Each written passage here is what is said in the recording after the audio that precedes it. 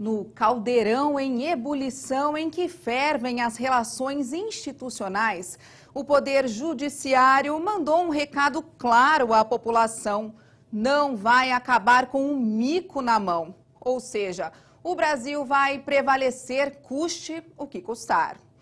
Não é de hoje que o judiciário brasileiro chama para si a responsabilidade. Desde a Constituição de 88, que a Justiça vem deixando o papel de coadjuvante para assumir o protagonismo que lhe é conferido pela defesa intransigente da Carta Magna. Agora, mais do que nunca, a Justiça deve assumir um papel de destaque nos questionamentos legais sobre a análise pela Câmara dos Deputados do crime de responsabilidade que pesa sobre a presidente Dilma Rousseff, o impeachment. Se o impeachment tem em sua natureza o gatilho político, tem na Justiça a devida garantia do processo legal. Para esclarecer este tema tão complexo, o presidente da Assembleia Legislativa de São Paulo, o deputado Fernando Capês, recebe um dos mais renomados juristas do país, o professor Miguel Reale Júnior. O jurista Miguel Reale Júnior é conhecido dos brasileiros por ter feito a petição de impeachment contra o ex-presidente Fernando Collor de Mello. Agora assina também o pedido de impeachment da presidente Dilma Rousseff. Para ele, essa não foi uma decisão fácil, não. Com uma enorme consciência jurídica, o professor Reale Júnior aguardou os fatos que pudessem se materializar em uma acusação de crime de responsabilidade por parte da presidente. Vamos conhecer um pouco mais da trajetória de Miguel Reale Júnior. Acompanhe. Miguel Reale Júnior formou-se em 1967 pela Faculdade de Direito da Universidade de São Paulo. É doutor, livre docente e professor titular de Direito Penal da USP desde a década de 80.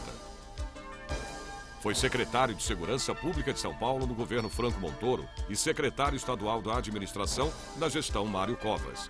Considerado um dos maiores juristas do país, Reale foi assessor especial da presidência da Assembleia Nacional Constituinte e ainda presidiu a comissão que analisou a responsabilidade do Estado em face dos mortos e desaparecidos políticos durante o regime militar.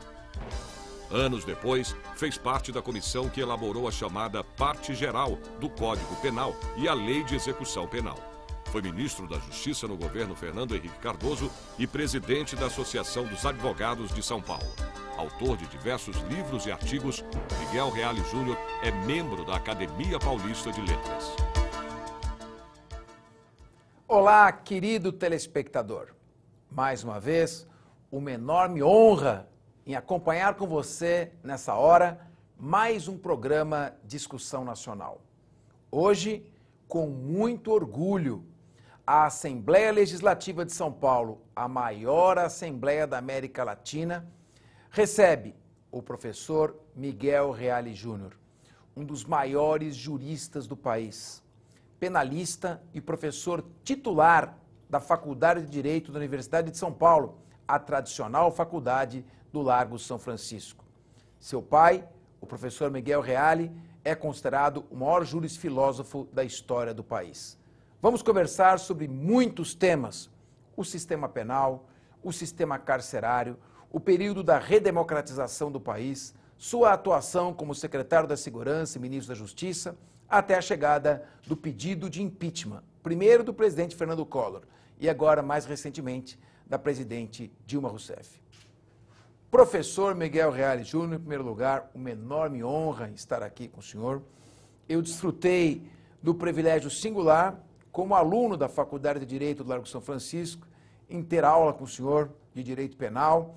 E mais do que isso, uma aula em que, além dos conhecimentos teóricos, o senhor passava muita questão sobre o respeito aos direitos humanos. E eu queria começar já com a primeira pergunta relacionada a isso.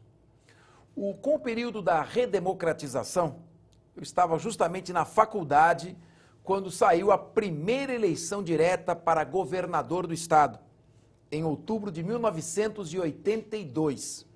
Foi eleito com larga margem de votos o também professor, jurista e grande humanista André Franco Montoro.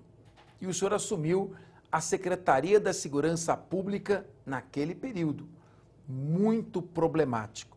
O que o senhor se recorda desse momento e como foi a tarefa de introduzir o respeito aos direitos humanos numa cultura de violência que vem associada à segurança pública? Primeiramente, prezado presidente, eu tenho uma grande satisfação em estar aqui neste programa de discussão nacional, que tem tido tanta repercussão. Quero cumprimentar a satisfação de ter um aluno, ex-aluno da nossa Faculdade de Direito, no comando da nossa Assembleia Legislativa. É uma grande satisfação constatar, deixo registrado, penalista, autor de vários livros, é uma grande satisfação estar sendo seu entrevistado. E essa primeira pergunta é sem dúvida muito interessante, porque foi um momento em que se estabelecia uma nova mentalidade, ou seja, era fazer com que caminhasse o trabalho da polícia, que é um trabalho de prevenção e de repressão, da polícia militar e da polícia civil, mas com respeito aos direitos do cidadão. Ou seja, durante todo o processo ditatorial, a polícia tinha a garantia de fazer abusos de autoridade e violências e ser preservada na apuração das suas responsabilidades. Então, a primeira questão foi realmente estabelecer responsabilização. Mas, mais do que isso, era necessário mudar o currículo, por exemplo, da Escola de Oficiais do Barro Branco. Eu fui ao Barro Branco para fazer uma visita e lá quis verificar quais eram as disciplinas que estavam sendo ministradas. Né? E verifiquei, por exemplo, que na formação do oficial da Polícia Militar, que é a polícia do povo, é a polícia que está na rua, né, em contato com a população, havia na grade curricular o maior peso para aulas de segurança nacional. Ou seja, do policial militar como um ajudante, como um braço da repressão política, formado nas ideias da segurança nacional, de que não existem adversários, existem inimigos, que não existe, senão, aquele que deve ser contido pelas suas ideias, pelas suas manifestações, ou seja, a ideologia da segurança nacional prevalecia na formação do oficial da Polícia Militar. Então, me arvorei contra esta medida, com todas as dificuldades do instante, porque quero lembrar, quando o Montoro assume, em 1983, nós estávamos ainda na ditadura militar, o presidente da República era ainda Figueiredo, e a Polícia Militar estava, por decretos federais e por atos institucionais, submetida ao Exército. Ela era um braço do Exército, tanto que a indicação do chefe da Polícia Militar, do comandante da Polícia Militar, devia ser submetida ao Ministério do Exército. Mas recebi também uma grande compreensão nesse sentido do então coronel Viana, que era o comandante da Polícia Militar, e houve muito diálogo e muita conversa. Da mesma forma, com a Polícia Civil, que já tinha uma formação diversa, havia um grupo de delegados que tinham apoiado o Montoro com formação democrática, não é? Mas que, ao mesmo tempo, estabelecia naquele instante um problema muito grave, que foi uma cisão, um confronto entre a Polícia Civil e a Polícia Militar. Sempre houve diferenças e discordâncias entre ambas as instituições, mas naquele instante se agudizou, porque uma parte da Polícia Civil atribuía à Polícia Militar uma conotação ditatorial. E isto dificultou muito. Foi necessário realmente fazer uma composição e aproximar as duas polícias. Sempre entendi que não se pode deixar de ter uma polícia militar e uma polícia civil com funções absolutamente diversas e formações diversas. Mas o modo de unir as duas polícias, de fazer com que haja uma formação comum. Devem sentar no mesmo banco de alunos, devem ser estudantes juntos durante um bom tempo e depois diversificar e cada um ter a sua formação específica. Mas eu creio que a formação do delegado e a formação do oficial, do tenente, deve começar na sala de aula, sentados lado a lado, para saber quais são as vicissitudes de cada um e fazer uma união que nasça de baixo. Porque não adianta querer unificar de cima para baixo. Porque se unificar de cima para baixo, o capitão não vai respeitar o delegado de primeira classe. Então, não é essa unificação a ferro e fogo não vai funcionar. Aliás, em todos os países existem polícias, como na França tem a polícia judiciária e tem a gendarmerie. Na Itália tem a polícia judiciária e tem o carabinieri. Então, em todos os países há polícia fardada e polícia que é investigativa, que faz a persecução penal. Não é? Note uma coisa, telespectador. Ali em 1983, o então secretário da Segurança Pública, Miguel Reale Júnior, semeava o embrião do conceito de unidade de ação entre a Polícia Judiciária, que é a Polícia Civil, e a Polícia Militar. Ou seja, acabando com uma ideia de rivalidade que infelizmente até hoje existe em alguns pontos, em alguns momentos, de uma corporação contra outra. Então esse foi o embrião e foi algo muito importante que foi frutificado e até hoje vem sendo trabalhado para haver uma evolução. Mas eu queria perguntar para o senhor o seguinte, na época que o senhor assumiu a Secretaria da Segurança Pública, nós tínhamos alguns jargões famosos. Bandido bom é bandido morto. Então, o secretário que não pensa assim é um secretário frouxo que não consegue levar adiante o conceito de uma segurança dura. Direitos humanos não são para bandido. Ou seja, direitos humanos não constituem um conceito universal, uma conquista da humanidade. São só para uma parcela da população. E que preso tem que ser tratado como cachorro. E vimos hoje, infelizmente, o resultado disso, organizações criminosas no seio do sistema carcerário. Como era enfrentar a demagogia de programas sensacionalistas que não conseguiam entender, por não ter a experiência sua profissional, o que estava sendo feito e o trabalho de médio e longo prazo que ali se semeava. Como era essa demagogia? Como o senhor enfrentou esses ataques da mídia oportunista daquele momento? Sem dúvida houve, aliás, era também de um ex-deputado que tinha um programa de rádio, Afanásio Jazade, que fazia o proselitismo em favor da violência policial, da frouxidão do governo Montoro. O que aconteceu? O governo Montoro de oposição ganha o governo de São Paulo. O que restava ao Maluf, e vamos chamar aos partidos da direita, se não tentar criar na população o medo, o receio, né? E, na verdade, havia também algo interessante que foi observado, que durante o governo Maluf, a Secretaria de Segurança ficou destroçada. Eu não fui o primeiro secretário de Segurança, o primeiro foi o Manuel Pedro Pimentel, mas eu fui encarregado de fazer o levantamento da situação de todas as secretarias e órgãos da administração. E a Secretaria de Segurança estava destruída, absolutamente destruída. Não tinha revólver, não tinha bala, não tinha cacetete, não tinha cavalo, não tinha fardamento. A oficina da Polícia Militar tinha pegado fogo, não tinha carro. Então, era um muro de lamentação de todos os prefeitos, porque não havia policiamento nas cidades do interior, não havia os prefeitos que pagavam a gasolina, ou seja, era uma terra arrasada. Então, esse negócio do Maluf dizer que ele era segurança, era tudo mentira.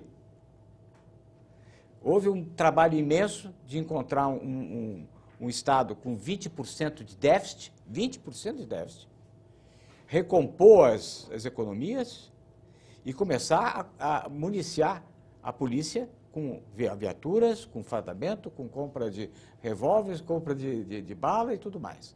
Então, a primeira coisa foi enfrentar a dificuldade do policiamento sem meios. Segundo lugar, enfrentar esta direita que foi derrotada nas eleições, tomou a bandeira da defesa contra a insegurança como uma bandeira contra o governo Montoro. Era um início difícil, porque eu me lembro de uma cena, a Secretaria de Segurança era na Higienópolis, no casarão ali, e veio uma passeata de crianças, né, com alguns deputados, alguns políticos, cantando abaixo os direitos humanos para criança. Como se direitos humanos, que significa todo esse arsenal de direitos civis, de direitos políticos, de direitos de liberdade, liberdade religiosa, liberdade de pensamento, liberdade da palavra, proteção da honra, proteção da integridade física, proteção da vida, ou seja, todas as proteções que preservam a integridade e a dignidade da pessoa humana estavam sendo postas abaixo. Então, houve todo um trabalho para mostrar que pode-se fazer segurança pública e respeitar os direitos humanos. Não é necessário para a segurança pública que se desrespeite os direitos humanos. Pelo contrário, quando se desrespeita os direitos humanos, se está abrindo a porta, com um exemplo negativo, para atos de violência serem praticados também pela população, a copiar aquilo que as autoridades fazem. Até porque no sistema carcerário, quando houve uma pesquisa, que os crimes mais violentos, 80% são praticados por aqueles que já passaram uma vez, pelo menos, pelo sistema carcerário, que infelizmente continua ainda uma escola do crime. Então, e não havia prioridade para isso. Na época, aliás, não existia a Secretaria de Assuntos Penitenciários. Ela estava integrada à Secretaria da Justiça. E surgiu um movimento, que não se sabia se era um boato, se ele existia, que era, na época, nos anos 80, a chamada Organização Serpentes Negras, que acabou, se é que existia mesmo, acabou virando aqui o que hoje falavam no PCC.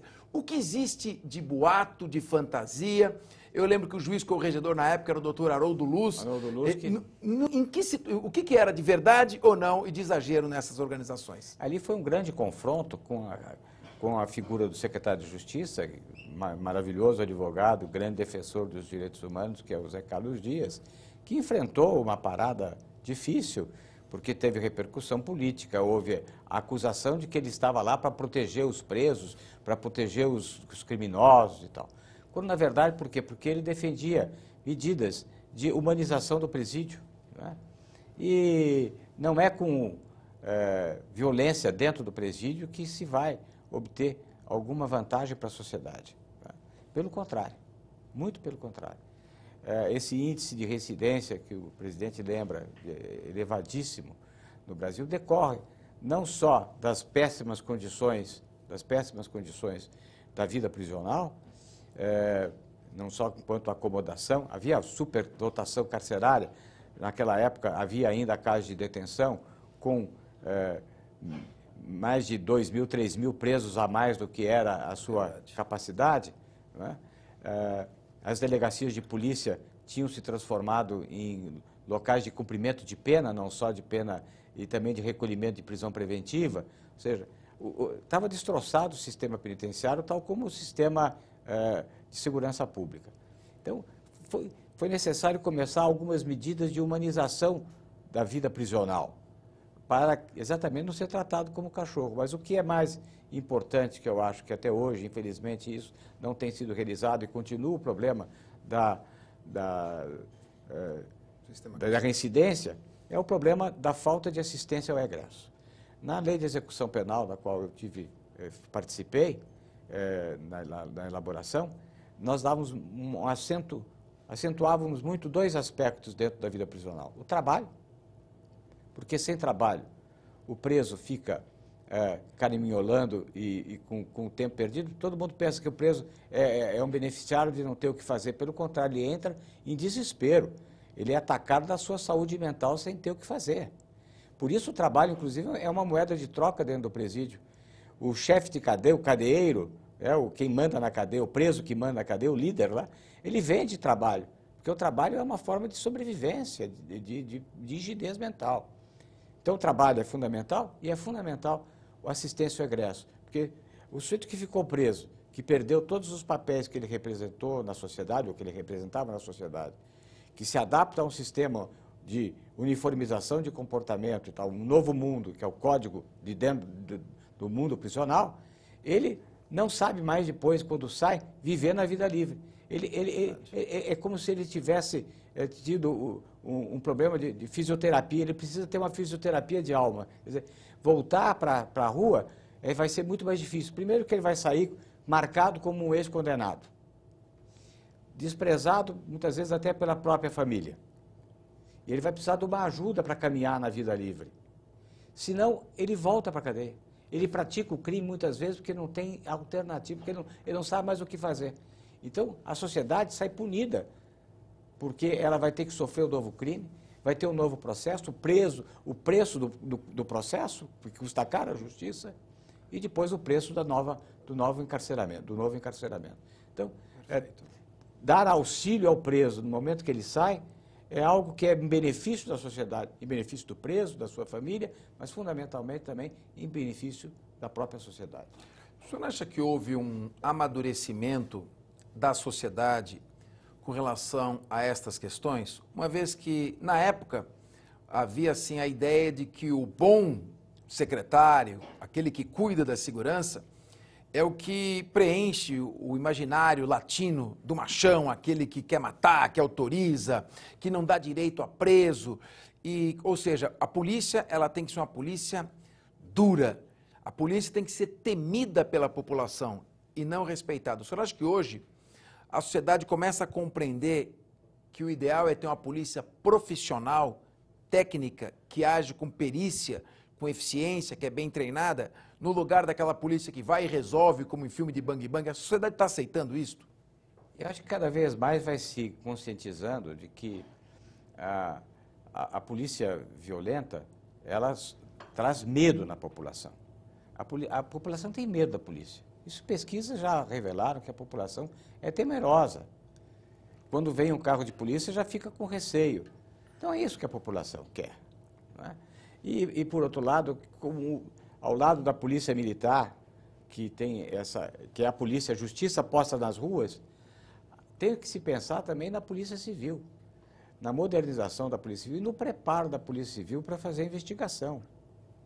O presidente é promotor público, sabe como chegam muitas vezes inquéritos absolutamente sem dados, sem elementos.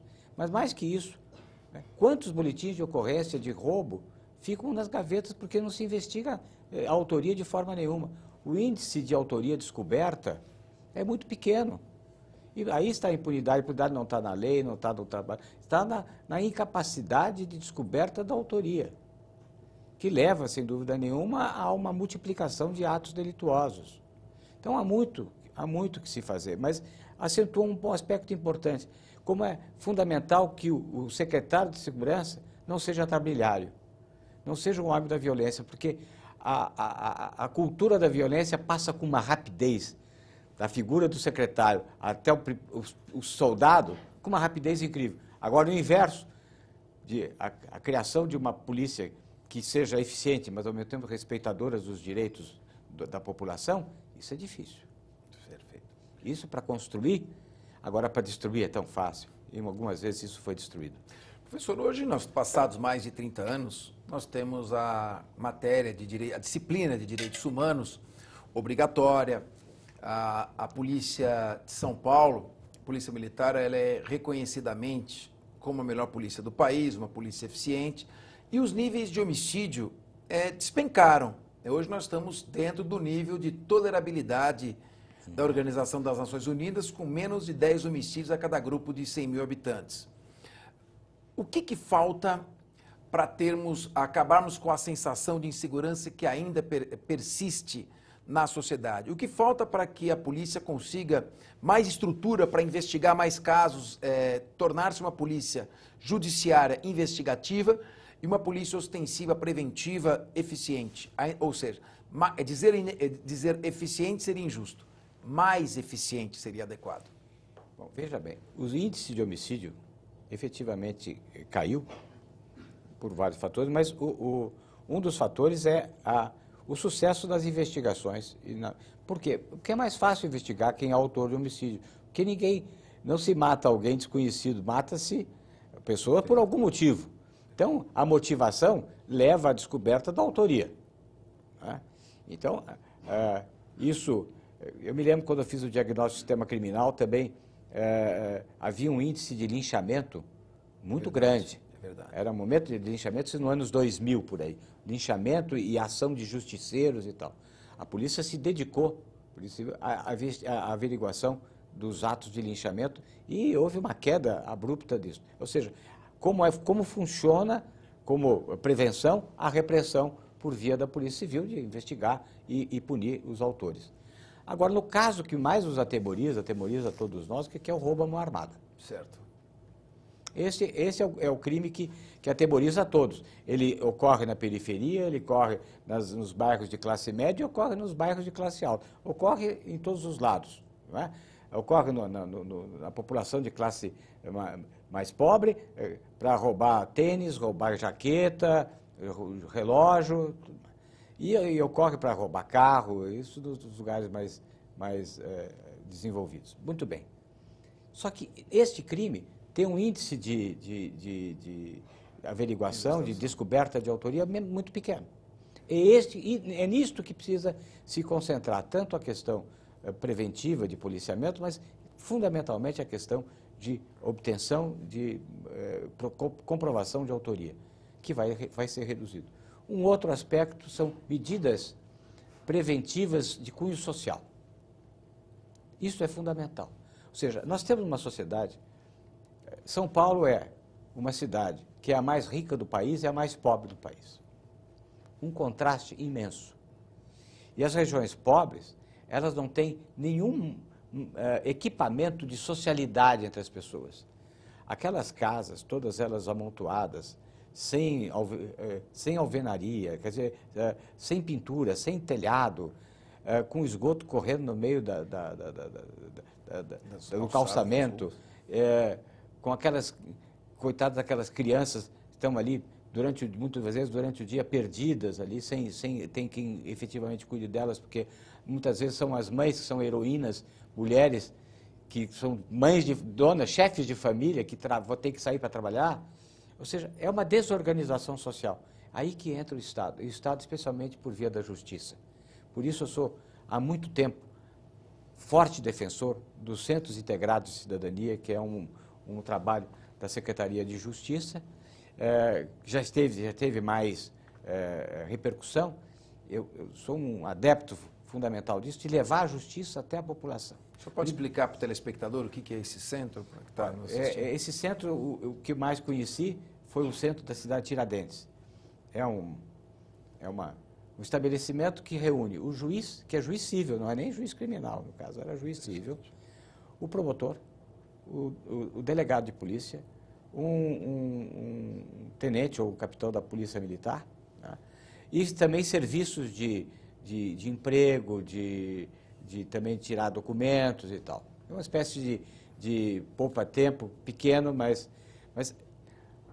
a mera presença do juiz é um calmante para a sociedade. Acho que os juízes não se conscientizam, talvez, do papel social que eles representam. E eu vi cenas extraordinárias neste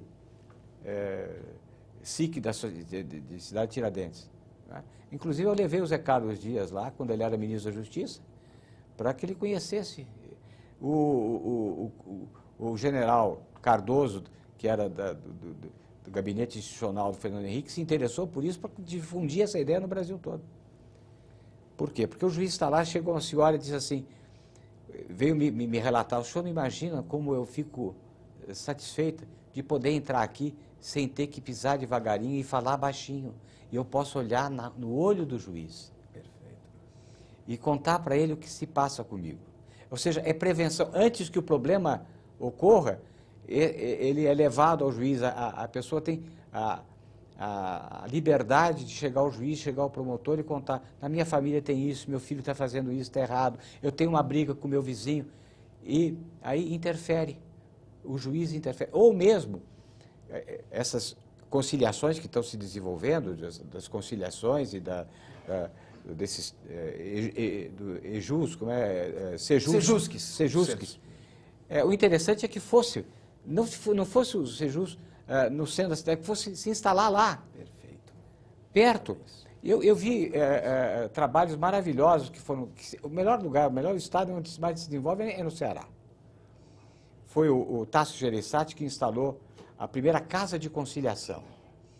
Que são pessoas da sociedade, sem maior relevo, digamos, de ser presidente da associação, não são pessoas respeitadas pela sua vida, que se colocam como conciliadores e que faziam apenas um curso. Sabe qual? Aprender a ouvir. Olha só.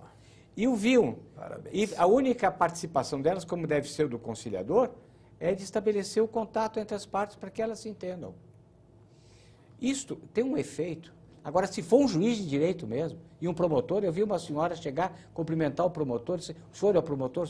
Mas o senhor não imagina que emoção que eu tenho de cumprimentar um promotor. Ou seja, é um respeito que a justiça exerce sobre a população, que acho que o judiciário não se dá conta da força que ele tem de ser um conciliador, imenso conciliador, num universo de grande desorganização, que é o universo da periferia das grandes cidades. Qualquer grande cidade, qualquer cidade com mais de 400, 500 mil habitantes é uma cidade desorganizada.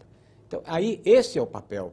Então, fazer o que a Fundação Roberto Marinho faz, por exemplo, em Cidade Esperança, lá na Jardim Ângela, que é colocar um clube para a sociedade. Jardim Ângela caiu de ser a cidade mais violenta do mundo para ser uma das cidades com índice normal de criminalidade. Por quê? Porque ali tem um clube, as famílias vão frequentar, os filhos passam o tempo lá fazendo judô, jogando futebol, nadando. Ou seja, precisa levar arte, precisa levar teatro, precisa levar, diversificar as formas de socialidade. Porque hoje, o que acontece no bairro de periferia? Onde o sujeito vai? O sujeito chega em casa cansado, e aquela barulheira, criança, uma casa junto à outra, ele vai para o boteco. E nós sabemos que a maior parte dos homicídios ocorrem dentro do bar ou nas proximidades de bar. Então, veja que há medidas de cunho social, que chamamos de política criminal de cunho social, que podem ser feitas, não custam caro, sabe? Não custam caro. E dão resultado. Dão resultado. Quer dizer, é melhor prevenir do que remediar. É combater lógico. a causa é mais fácil do que combater o efeito. O efeito, o efeito custa caro. Brocardo latim, sublata a causa, tolhe o efeito. Tolhe o efeito. Professor, vamos falar um pouquinho, ainda aproveitando a sua experiência, que é prática e teórica, conciliando ambos. Em 1984, muda-se a parte geral do Código Penal. E, mais especificamente, com uma outra lei, 7.210, a Lei de Execução Penal. E a Lei de Execução Penal cria vários institutos. Patronato, a progressão de regime, a casa do albergado, a colônia penal agrícola, traz a progressão de regime, a remissão de pena pelo trabalho. Na época, os críticos diziam, essa é uma lei feita para a Suíça, não para o Brasil. Mas, na época, eu estava ainda na faculdade, eu me recordo, a lei foi feita na convicção de que o Estado, a administração pública, iria fazer a sua parte. Ou seja, tomar as medidas administrativas para tornar possível aquele arcabouço. Passaram-se, entrou em vigor em janeiro de 1985, passaram-se mais de 30 anos. O que é preciso fazer diante de, olhando para trás, constatarmos a ineficiência do poder público como um todo, ao longo de mais de 3 décadas, em implantar as medidas estabelecidas de ressocialização pela Lei de Execução Penal? O que o senhor hoje modificaria na Lei de Execução Penal ou que tipo de sanção o senhor imporia pela omissão do Executivo? Muito bem lembrado isto, porque sempre eu disse que a Lei de Execução era um ponto de partida, não era um ponto de chegada. Muito bem. Infelizmente, ela ficou um ponto de chegada. Ou seja, pouca coisa foi feita. E foi deturpado. E hoje está completamente deturpado. Primeiro, a prisão albergue, que era uma experiência de sucesso, implantada em São Paulo, havia mais de 100 casas de albergado. Na época de Manuel Pedro Pimentel, nosso professor na faculdade, secretário de Justiça, do governo Paulo Egídio, bem antes do Maluf. Mas ele tinha construído inúmeras casas de albergado, uma experiência muito positiva. Mas depois, quando um albergado pratica um crime, quem vai para Berlinda não é o albergado, é a casa do albergado. E a imprensa bater firme. É casa de albergado, a sociedade passa a ter medo de ter casa de albergado. Eliminou-se a prisão albergue. Então fragiliza-se. Não tem a prisão albergue, que é uma prisão difícil de ser cumprida, porque é a prisão de todo dia. O sujeito sabe que ele sai para trabalhar e tem que voltar para dormir na cadeia. E tem que passar o final de semana na cadeia. Evidentemente que é uma prisão que é ruim, não é fácil de ser cumprida. Aí criaram o albergue domiciliar. Aí criaram o albergue domiciliar. Aí acabou. Avacalhou de vez. Avacalhou de vez. Esse é o termo. Esse é o termo, avacalhou de vez. Aí vira albergue domiciliar. A lei de execução, inclusive, especificamente dizia, não se pode transformar a prisão albergue em albergue domiciliar. Já imaginando. Exatamente. Mas o juiz diz, mas como é que eu vou fazer? Não tem casa de albergado. Então, a melhor coisa continua a existir a casa de albergado no Código Penal e na Lei de Execução Penal. Eu propus em 2000 um projeto de lei modificativo, tanto da parte geral quanto da Lei de Execução Penal, que acabou não sendo votado, que acabava com a prisão albergue. Porque depois se estabeleceu que poderia haver as penas restritivas até 4 anos. Então não tinha mais sentido a prisão albergue. Acabava com a prisão albergue. Mas já que era para avacalhar, avacalhou-se de vez, porque quando eu estive no Ministério da Justiça, um grande projeto que foi, aliás, objeto de uma reunião de todos os governadores do Palácio do Planalto, foi um compromisso dos governadores e uma dotação orçamentária para a construção de presídios semiabertos. O grande déficit prisional do Brasil é o presídio semiaberto, que é um presídio que tem características de menor segurança, por isso são mais baratos de ser construídos, porque não tem muralha, né? Tem alojamentos coletivos, né? Pode ser um presídio semiaberto agrícola ou agroindustrial ou industrial, né? Com menos exigências de segurança, que é para a passagem do sistema fechado para um sistema semiaberto. Agora, o que acontece, prezado cabeça? Não tem o sistema semiaberto, recorre dizendo não tem o semiaberto, não pode ficar cumprindo o fechado porque já tem direito do semiaberto. Então vai para a prisão aberta, mas não tem prisão aberta, então vai para casa. E a lei que é ruim, não a falta de implementação. É que não se implementou nada. E o judiciário fica naquela dúvida, o que eu faço? Compreendo o dilema do juiz. Eu não tenho estabelecimento semiaberto, eu não tenho estabelecimento de prisão albergue. O que acaba fazendo? O sujeito sai do fechado, muitas vezes vai para casa. Perfeito. Exatamente. Então, a fragilidade da repressão penal também é um ponto importante de redução da criminalidade. Ou seja, não é porque eu sou um defensor dos direitos humanos que eu quero que a repressão penal seja frágil. A repressão penal está prevista no Código Penal, na Lei de Execução, como um sistema progressivo que vai levando o condenado de um sistema fechado a um semiaberto, onde ele já tem. E nem o semiaberto é o que hoje está se aplicando, que é sair todo dia. Isso virou prisão albergue. Então, o que acontece? Na época que o Zé Dirceu estava cumprindo o sistema semiaberto, o que ele fazia? Ele ia para o escritório, ia para um, sei lá, o lugar que ele ia trabalhar. Não é? O senhor sabe que eu fui ver o Código Penal de novo, que eu falei, eu acho que eu estudei errado, isso não é regime semiaberto que eu estou vendo. Isso é regime aberto. O sujeito sai para trabalhar e vai dormir na prisão. Então, esse em vez de dormir na prisão, dormia na prisão albergue, mas até se permitiu depois que houvesse agora extensão do semiaberto, o aberto, que era a prisão albergue, para dormir em local, alojamento dentro da prisão. Então, o semiaberto virou o aberto. Se não fosse triste, seria agora, cômico. O semiaberto, e mais, o semiaberto permite a saída, mas está na lei de execução, permite a saída, permite uma saída por 7 dias. É verdade. E depois, 45 dias novamente recolhido, e aí que pode, conforme o comportamento, sair de novo. Sair para estudar. Para estudar, sair para ver, sair para alguma atividade. Mas não é esse sair todo dia. Então, o semiaberto virou nada. Então, se destruir o sistema. Então, só para o nosso telespectador acompanhar, tem alguns que não são da nossa área jurídica. Pela lei, quem recebe mais de 8 anos tem que começar a cumprir a pena no regime fechado, na cadeia, na penitenciária.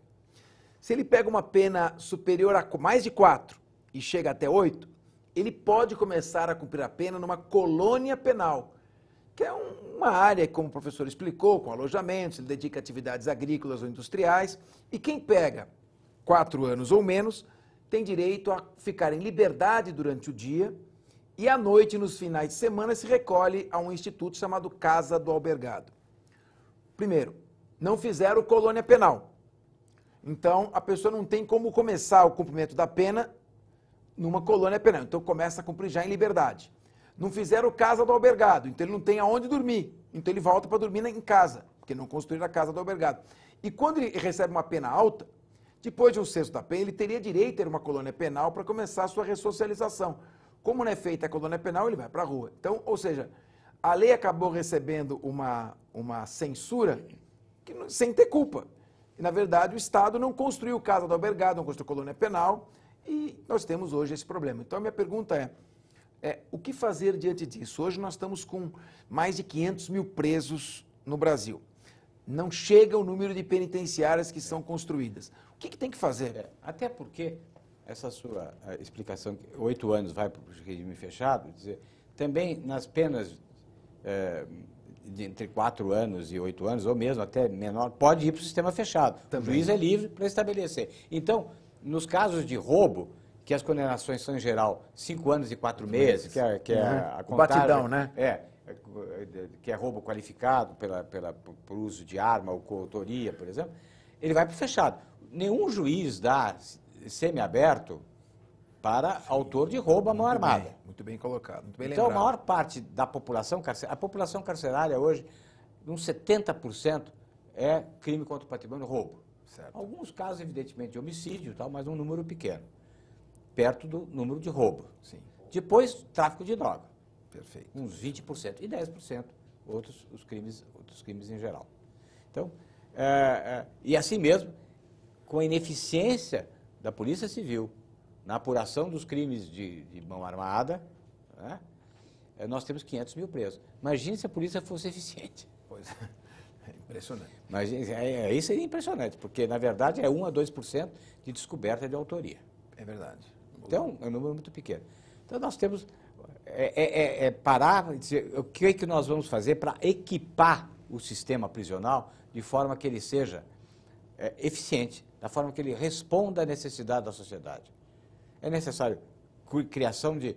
Eu acho que tem que continuar o semiaberto, tem que continuar o fechado, tem que dar trabalho no fechado, acabar com a prisão, com a prisão albergue, porque essa não vai resolver mesmo. Nem o sursi se justifica mais, porque tem as penas alternativas. Sim, não precisa do sursi. Era a nossa proposta. Alguns advogados andaram gritando, berrando, acabar com o sursi, mas se tem a pena restritiva de direito de prestação de serviço à comunidade e tudo mais, para quê? Eu não me recordo de sursi sendo aplicado, mas só substituição por pena restritiva. Por pena restritiva, evidente. Mas houve tanta grita, né? Então, acho que essas são algumas medidas e eu reforçaria isso. A assistência ao egresso. Perfeito. Bom, vamos agora falar do ministro da Justiça, Miguel Reale. Conta um pouco dessa tua experiência, ministro da Justiça, com o presidente Fernando Henrique Cardoso.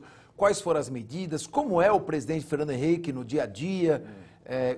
Quais as conversas que tinham, a reunião? Conta um pouco desse dia a dia do ministro com o Fernando Henrique Cardoso, nosso presidente. Bom, eu fiquei pouco tempo no Ministério porque enfrentei a crise do problema do Espírito Santo. Sim, eu lembro. Que foi, infelizmente, uma medida do presidente que me forçou a pedir a saída. Mas entrei num momento de grande conturbação, na medida em que era um ano eleitoral, com o PT a criar todos os tipos de conturbação, a tal ponto que eu decidi criar um ombudsman eleitoral. Eu disse, estão desconfiando, porque a Polícia Federal é a polícia encarregada da apuração dos crimes eleitorais. Então vamos ter um ombudsman eleitoral, né, que foi o desembargador Adalto Suanes, sim, saudoso, que eu convidei para assumir essa posição de a famosa Quinta Câmara do Tribunal Criminal, que ficaria com um homem ilustrado, de formação de direitos humanos muito significativa, que ficaria responsável por ser o controlador da atuação regular de devido processo legal da Polícia Federal. Perfeito. Para dar segurança a qualquer dúvida. Aos jurisdicionados em geral, e especialmente à oposição. Né? Ao mesmo tempo, essa medida que lhe contei de fazer um programa efetivo de criação de presídios semiabertos, né, que era um fato auspicioso de tentar reconstruir o sistema penal, né, E, ao mesmo tempo, várias medidas estavam sendo tomadas também com relação à educação no trânsito, porque era um ponto fundamental de contato do Estado no sentido. O trânsito é um problema de saúde pública, quase. Né?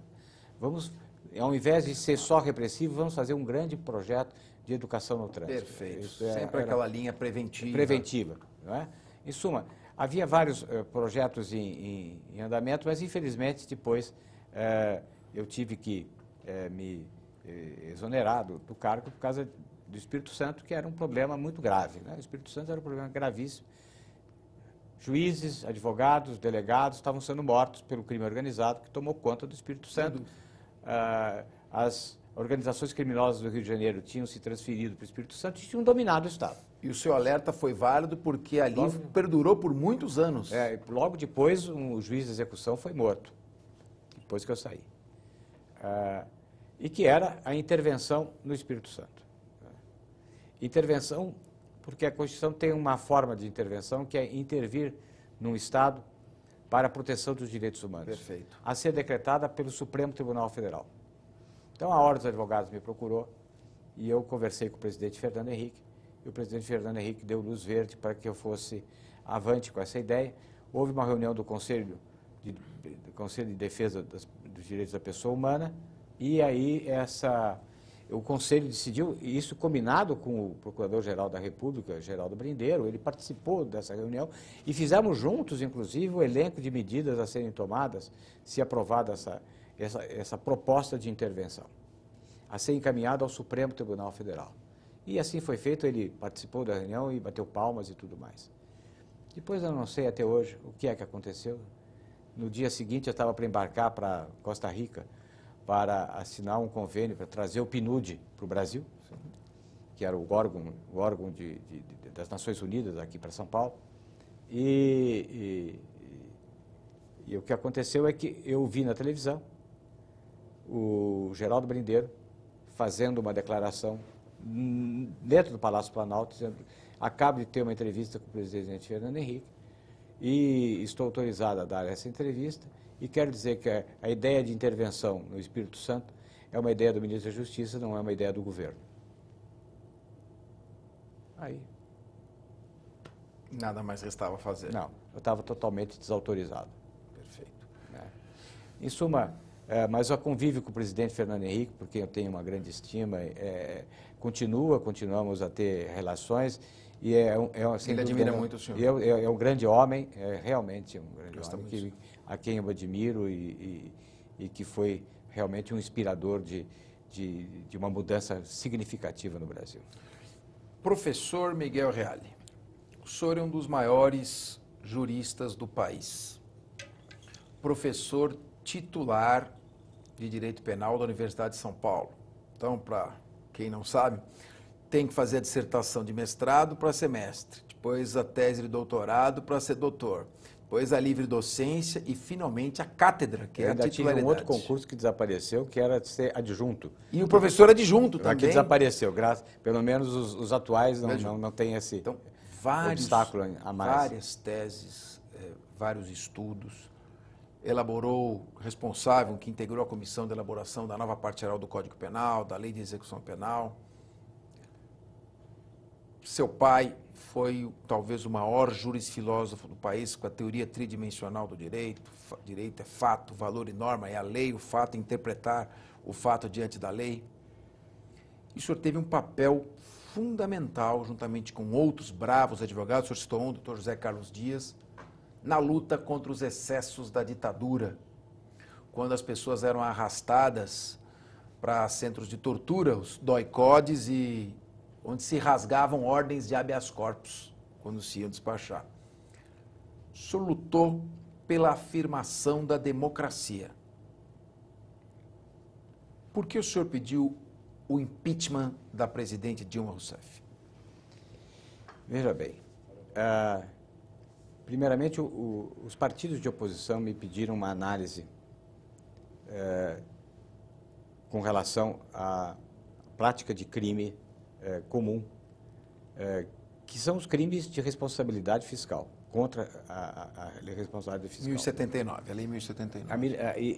E os crimes que estão na lei, no Código Penal, quando surge a lei de responsabilidade fiscal, que é um dos alicerces da economia de um país, é uma das pernas da economia do país, essa lei também cria crimes no Código Penal, do artigo 357A a C, para ver como é importante a responsabilidade. E cria as figuras de crime de responsabilidade. Hoje, aliás, está nas redes sociais, nos noticiários de UOL e tudo mais, a entrevista do Gilmar Mendes dizendo: estão pensando que crime de responsabilidade é você pegar dinheiro, ter conta na Suíça. Não é. É uma infração político-administrativa que demonstra descaso com a administração, descaso com os valores que devem presidir o ato de ser responsável pelo governo. E isso que chama, tem dois atos ali que são importantes. Primeiro, a probidade administrativa, quer dizer, que é fundamental, porque uma das acusações é no sentido de que ela foi condescendente e não estabeleceu a responsabilização dos seus subordinados na Petrobras. Ela foi presidente do Conselho de Administração da Petrobras por 10 anos. Só para lhe lembrar uma coisa importante, em 2007, o Tribunal de Contas da União recomendou à Câmara que, na lei orçamentária, impedisse a continuidade da refinaria de Abreu Lima por causa de irregularidades. O Congresso não acatou. Em 2009, novamente faz essa recomendação e o Congresso acata e, na lei orçamentária, estabelece que deve haver paralisação da obra de Abreu Lima. O presidente Lula veta esse dispositivo e determina que seja feita uma apuração, uma comissão apuradora para saber se existiam ou não irregularidades na Petrobras. Essa comissão trabalha durante 3 anos e já no mandato da presidente Dilma, em 2012, conclui o seguinte: não há irregularidade nenhuma na Petrobras. Depoimentos de testemunhas no sentido de que a presidente tinha conhecimento pleno do que ocorria na Petrobras. Inclusive com troca contínua, como ela é uma pessoa que gosta de seguir para e passo o que acontece. Assume, não destitui os diretores da Petrobras. Inclusive um deles, que era o Cerveró, vai para a BR distribuidora. Suma, é falta de responsabilizar, deixou de responsabilizar os seus subordinados. Outra coisa são as pedaladas. O que são as pedaladas? Todo mundo diz: a pedalada é um problema contábil. Não, não é um problema contábil. É por conta das pedaladas que nós estamos na situação que nós nos encontramos de depressão econômica. Isso que a população tem que saber. Não é uma questão meramente contábil. O que é? O Estado estava quebrado, estava falido, e se tentou maquiar, ou se maquiou efetivamente a situação de desespero das nossas finanças. Então, para pagar compromissos fundamentais como Bolsa Família, isso, outra coisa, o que ela fez? Ao invés de tomar as medidas que devia ter tomado, que era acabar com as desonerações fiscais, que retiraram do Tesouro 200 bilhões, acabar com um enxame de cargos em comissão que levou todos os apaniguados a cargos no governo federal, de acabar com a corrupção que retirou do Tesouro milhões e bilhões. O que ela faz?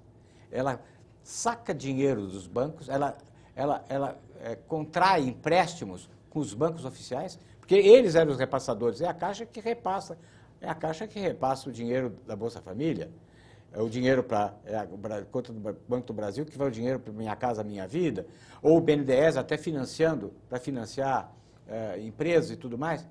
Ele se vale do dinheiro dessas instituições financeiras que são do Estado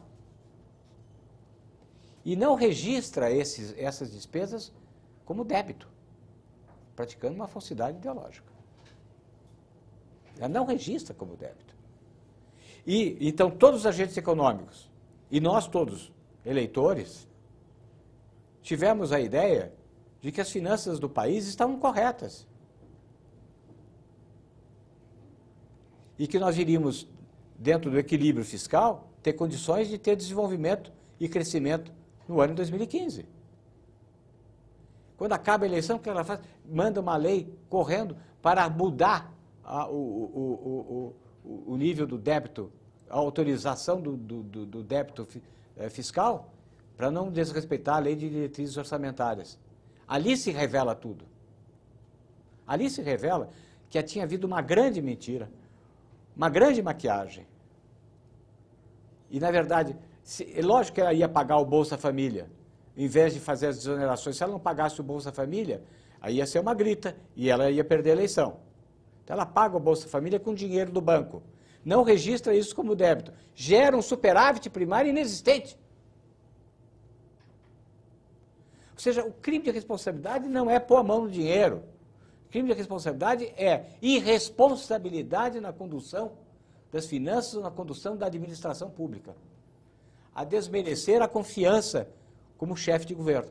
É isto. O jurista Miguel Reale Júnior apontaria, portanto, atentado à lei orçamentária, atentado à lei de improbidade e atentado à lei de responsabilidade fiscal. Seria Sim, isso? Exatamente. Então, a minha pergunta é, no seu modo de ver, o processo de impeachment é um processo jurídico e não apenas político? Existe fundamentação jurídica e fática para levar adiante o processo de impeachment? Eu creio que sim. Perfeito. Aliás, houve juristas que se reuniram com a presidente, né, que disseram que ela agiu com as pedaladas em estado de necessidade. Estado de necessidade? Por quê? Não, porque ela teve que pagar os benefícios sociais.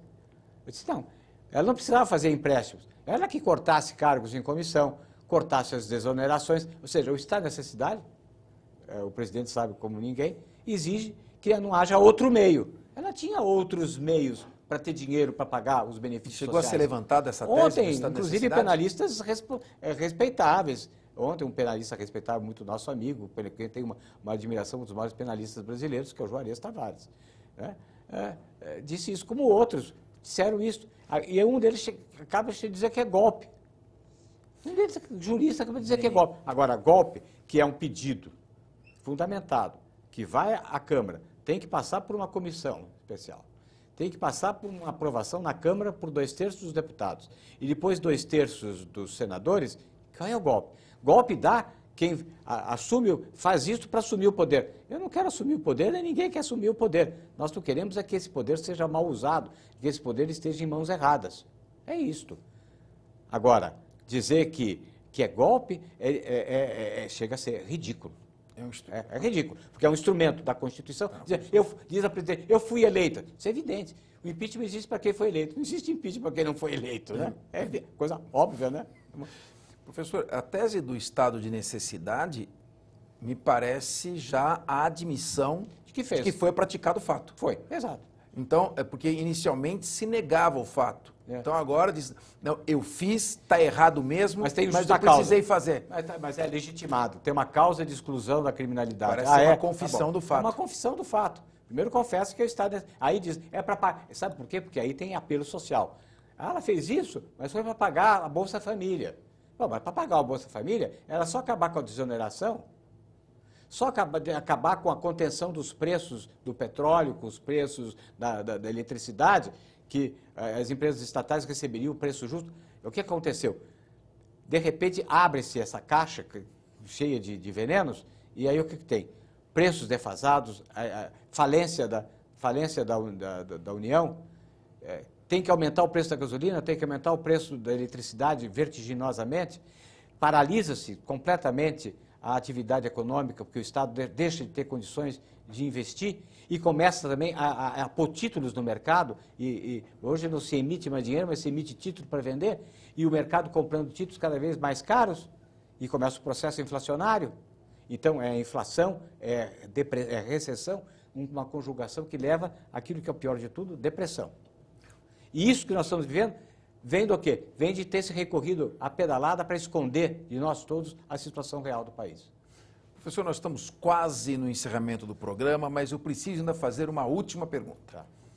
Se o senhor, como jurista, comparar o nível quantitativo e qualitativo das denúncias de corrupção no governo Dilma Rousseff, no governo Lula, que estão chegando aí a conhecimento ao público pela Operação Lava Jato, com as denúncias de corrupção que existiam na época do governo Collor e que levou a sofrer o impeachment. Como é que o senhor faz a comparação? Hoje nós estamos numa situação ainda pior, em metástase de corrupção por todos os cantos do governo? Sim, sem dúvida. Na verdade, vamos dizer, eram os iniciantes. O Collor, o que fez? O PC Farias ficou encarregado pelo Collor de fazer os grandes contratos da administração. Então, ele chegava para fazer um contrato e disse, olha, nós fazemos esse contrato, um banco que tem um cartão de crédito que tem a bandeira da Caixa Econômica, por exemplo. Tudo bem, nós assinamos o contrato, mas eu quero X na conta do orfanato Santa Terezinha, conta fantasma. Dessa conta do orfanato Santa Terezinha, isso passava para as contas fantasmas no Banco Rural. No Banco Rural havia contas fantasmas. Famigerado Banco Rural. Conta Rural, que lá havia 5 contas fantasmas que eram administradas por uma das suas secretárias, Rosinete. Mas era tão bizonho, longe dos mecanismos financeiros do mensalão e do petrolão. Era o seguinte, a ficha cadastral dessas contas fantasmas foi feita à mão por Rosinete. Então, as fichas cadastrais tinham a mesma letra, de 5 nomes fantasmas. Aí Rosinete o que fazia? Pegava parte desse dinheiro e colocava na conta da secretária particular do presidente, chamada Ana. E ela pagava as contas da Casa da Dinda, que não era só o problema do Fiat e Elba, era toda a reforma da Casa da Dinda. Que o Collor disse que aquilo era para a segurança dele. Toda essa reforma foi paga com dinheiro que vinha do PC Farias através de contas fantasmas. Ou seja, uma coisa bizonha. Primária. Hoje não, hoje é toda uma arquitetura financeira, um jogo. Ou seja, são as grandes empreiteiras que negociam com diretores das estatais indicados por líderes políticos, que ganham obras com sobrepreço e tem que deixar o pedágio, e esse dinheiro volta para a classe política, era do executivo, e volta para comprar o executivo, para o executivo comprar a classe política, para ter maioria parlamentar, uma maioria enlameada pela compra de consciências. Então, esse dinheiro faz um círculo que chamaria de um círculo pernicioso. Sai do Estado para voltar para a classe política na forma de propina, para que o Executivo tenha uma maioria parlamentar.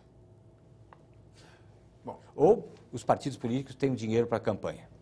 Se ficássemos só na compra da refinaria de Passadina, ela foi comprada por 45 milhões pelo grupo da Bélgica, Astra Oil, e vendido no mesmo ano por 1 bilhão e 200 milhões para a Petrobras. Mas, professor, nós poderíamos ficar aqui aproveitando aqui a sua experiência por muito tempo, mas temos aqui o horário do programa, lógico. Infelizmente. Eu quero aqui agradecer a sua atenção. Como você já sabe, aqui no programa Discussão Nacional, os temas não são debatidos superficialmente. Nós entramos com profundidade nos assuntos. Depois, a convicção, a consciência e a escolha é sua. Tivemos a honra de receber hoje o jurista, professor Miguel Reale Júnior. Até o próximo Discussão Nacional.